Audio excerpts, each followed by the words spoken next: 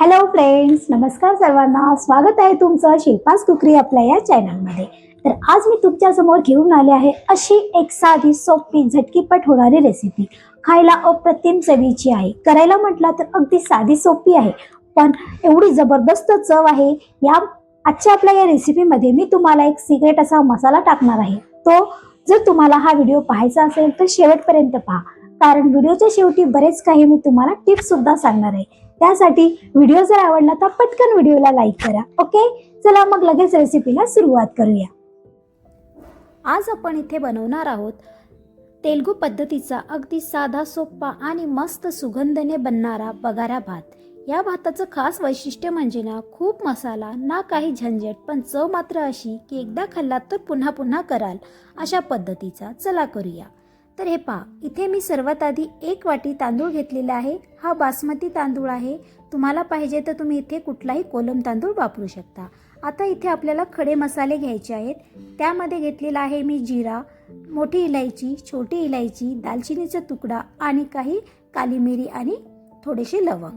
तर सर्वात आधी आपण इथे कुकर घेतलेला आहे. कुकरमध्ये आपल्याला टाकायचं आहे 2 मोठे चमचे तेल. त्यानंतर टाकूया 1 टेबलस्पून तूप.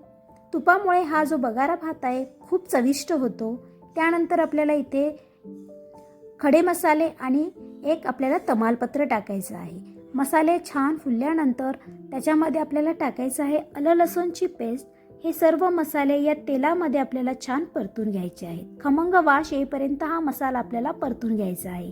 त्यानंतर लगेच आपण याच्यामध्ये टाकणार आहोत आपण जे तांदूळ घेतलेले आहेत, धुवून घेतलेले तांदूळ याच्यामध्ये आपल्याला ॲड करायचं आहे. आणि हे जे तांदूळ आहेत 2 ते 3 मिनिटासाठी आपल्याला या तेलामध्ये फ्राय करून घ्यायचे आहेत. लक्षात घ्या, तांदूळ तेलामध्ये किंवा तुपामध्ये जर फ्राय करून घेतला तर तुमचा जो भात आहे तो एकदम मोकळाचक होतो आणि सुटसुटीत होतो, अजिबात चिकट होणार नाही. त्यानंतर टाकायचं आहे चवीपुरतं मीठ. मीठ टाकून परत एकदा याला आपण छान मिक्स करून घेऊया. त्यानंतर आपल्याला इथे टाकायचं आहे, आपण इथे 1 वाटी तांदूळ घेतलेला आहे, तर इथे मी 1 वाटीसाठी 1.5 वाटी पाणी टाकणार आहे. हे गरम पाणी आहे. गरम पाण्याचाच वापर आपल्याला इथे करायचा आहे. 1 वाटीसाठी मी 1.5 वाटी पाणी टाकत आहे.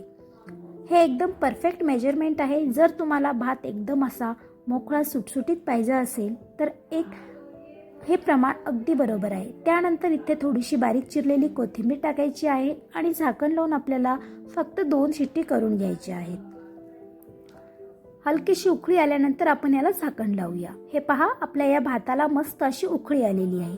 तर चला लगेच आपण झाकण लावून घेऊया. तर हे पहा, आपले 2 शिट्टी झालेली आहे. आता आपण एकदा कुकर काढून चेक करूया. वाव, पहा किती मस्त आपला हा बगारा भात बनून तयार झालेला आहे.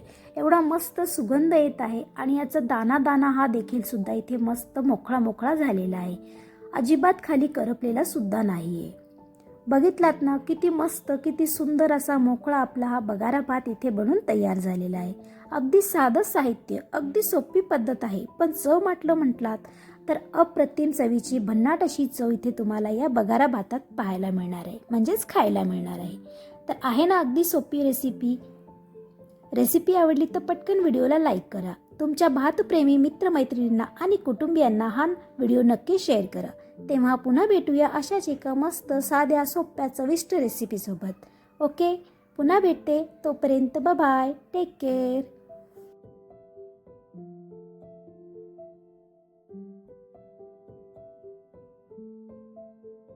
तर फ्रेंड्स, ही होती आजची आपली रेसिपी. आहे ना अगदी साधी सोपी पण झटकीपट होणारी.